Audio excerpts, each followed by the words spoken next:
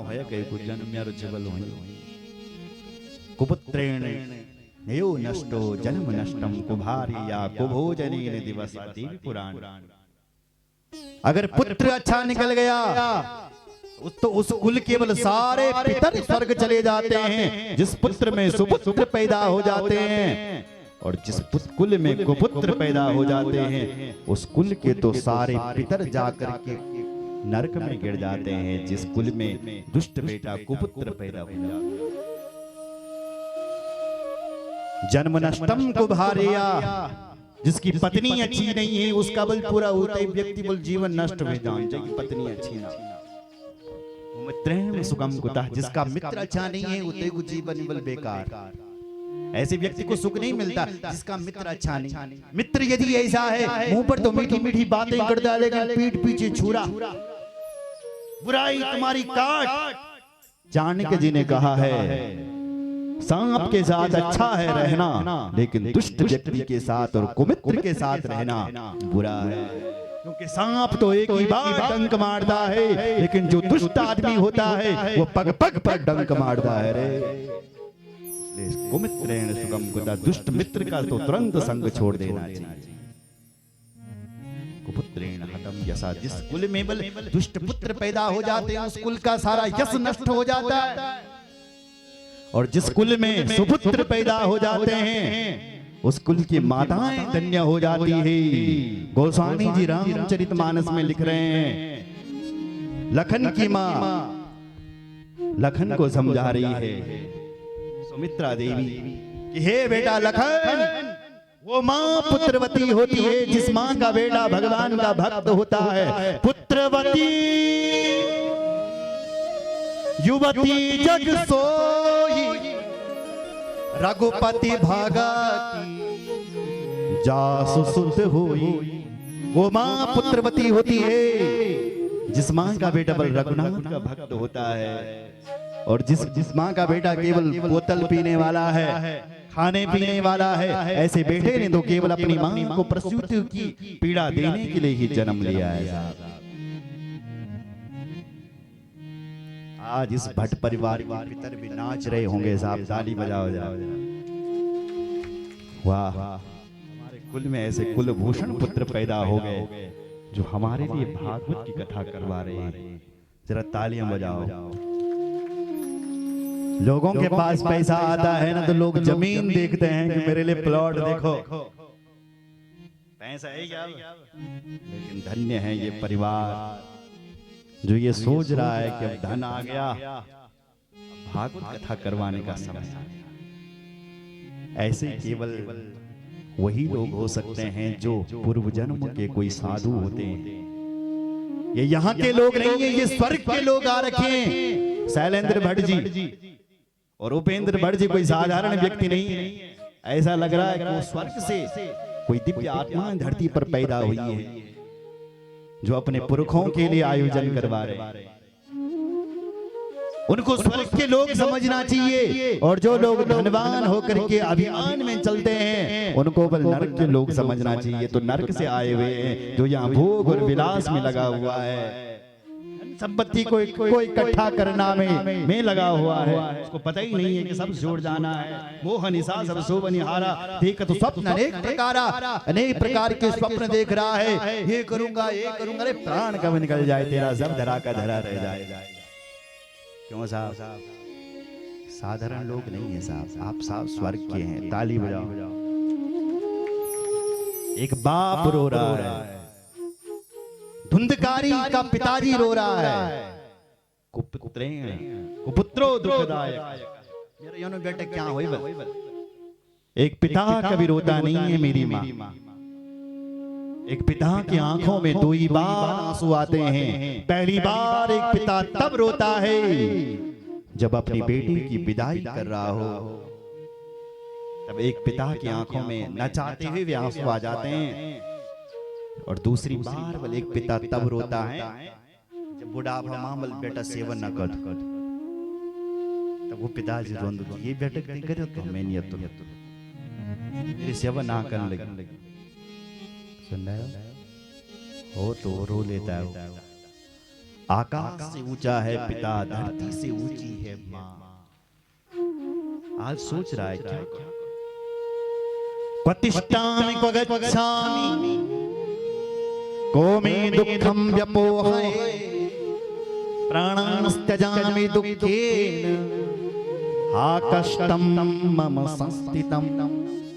क्वतिष्ठामि क्व गच्छामि को मे दुःखं, किसको मैं अपनी व्यथा कथा सुनाऊं? अरे इस पुत्र से अलावा है तो कहीं जाकर के मर जाऊं। पहले भी ब्राह्मण मरने के लिए निकला और अब भी मरने के लिए जा रहा है। यही हालत हमारे हैं। जो चीज हमारे पास नहीं होती हम उसके लिए रोते हैं, और जब वो मिल जाती है तो उसी से दुखी हो जाते हैं। बड़े बेटे ने हाथ पकड़ा, गोकर्ण जी ने अपने पिताजी को समझाया, हे पिताजी तुम क्यों रो रहे हो? और 2 श्लोकों में ज्ञान दिया। हमारे पास समय नहीं है क्योंकि 4:30 होने वाला है और 4 बजे की कथा का समय था। कल से तो समय पर ही विराम देंगे क्योंकि दूर दूर से आएंगे ना। बोलो जय श्री राम। आज 5 तक चलेगा? नहीं चलेगा ना? बोलो रामचंद्र भगवान की जय। तो गोकर्ण जी अपने पिताजी को ज्ञान दे रहे हैं 2 श्लोकों में। हे पिताजी, देहेस्तिमान् सुरुधिरे विमतिं त्यजत्वं जाया सुतादिषु सदा ममतां विमुच्य पश्यानिशं जगदिदं क्षणभङ्गनिस्तं वैराग्यराग रसिको भवभक्तिनिष्ठा धर्मं भजस्व सततं त्यज लोकधर्मान् सेवस्व साधु पुरुषान् जहि काम तृष्णाम् अन्यस्य दोष गुण चिंतन मासु मुक्त्वा सेवा कथा रसमहो नितरां पिबत्वम्। 2 श्लोकों में ज्ञान दिया। गोकर्ण जी के पिताजी मान गए और गोकर्ण जी के पिताजी को वैराग्य हो गया। उसके बाद धुंधकारी ने अपनी माता जी को पकड़ा, माँ धन दे दे। उसकी माँ ने कहा बेटा धन तो तूने सब ठिकाने लगा दिया, कुछ नहीं। ये धुंधकारी अपनी माँ को मारने लगा। माँ घर से निकल पड़ी। 3 रास्ते का कहीं खेड़नी और कहीं गाड़ूंगी। चले गए, मर गई। अंधेरे में कहीं गिर गई होगी और कहीं कुएं में जाकर के गिरी होगी। ऊपे पाता कृतौ रात्रो तेन सा निधनम गतः। गोकर्ण जी को जब पता चला कि ये धुंधकारी मुझे मारने वाला है तो गोकर्ण तीर्थ यात्रायां निर्गतो योग संस्थितः।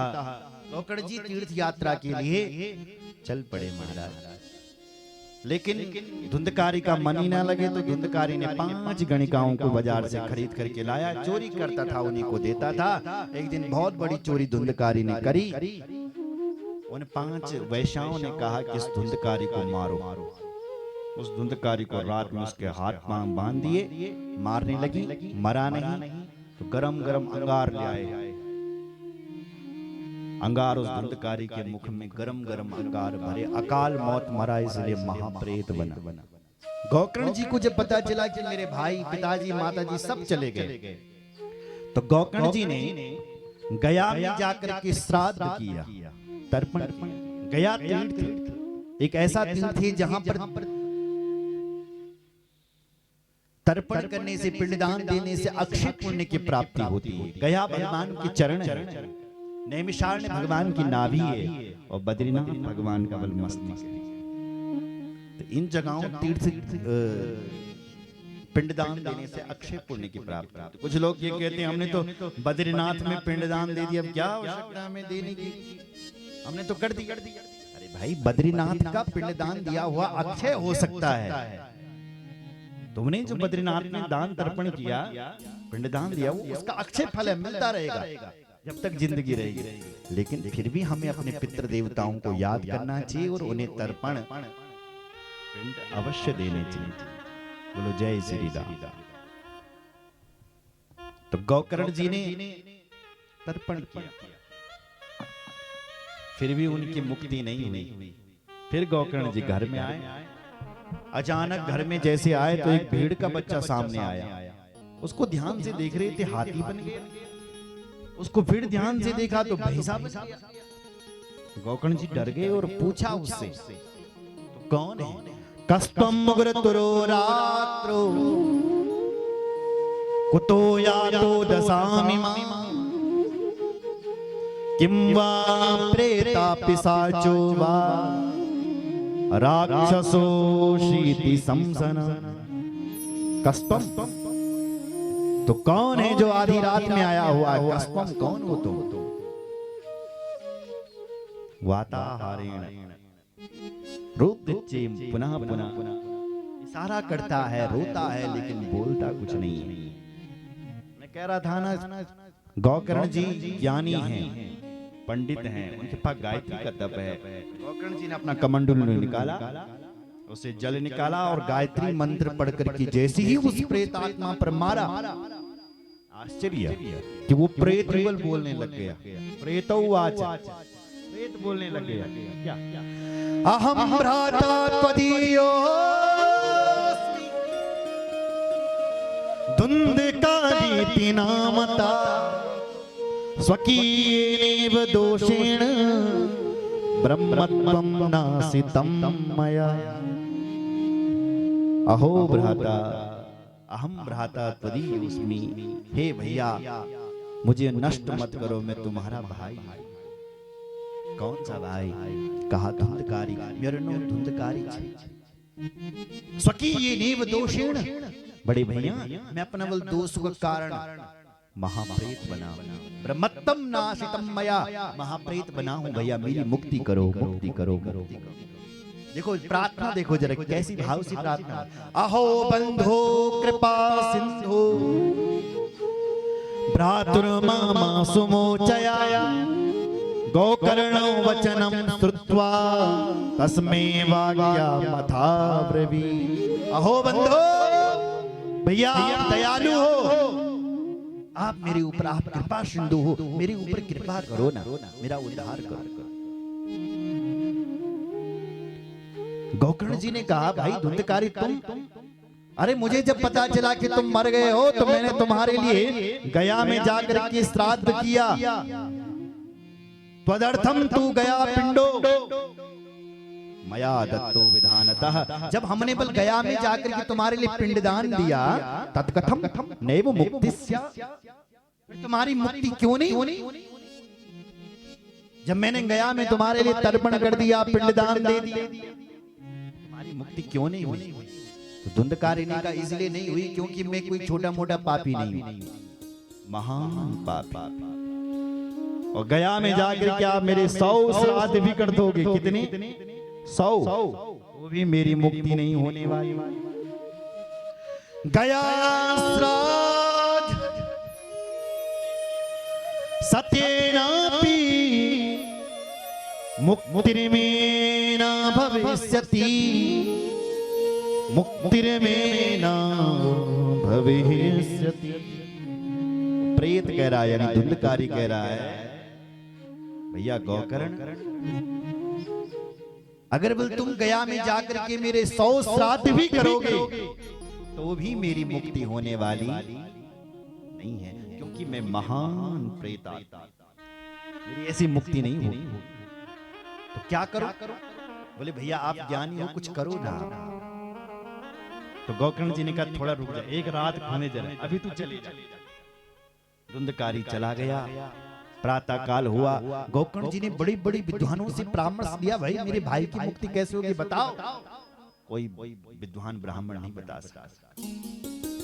तब गोकर्ण जी ने भगवान सूर्य से पूछा, इस जगत के जो प्रत्यक्ष नारायण हैं वो भगवान सूर्य हैं, और इस प्रत्यक्ष की जो माँ है वो गाय है और यह गौ है।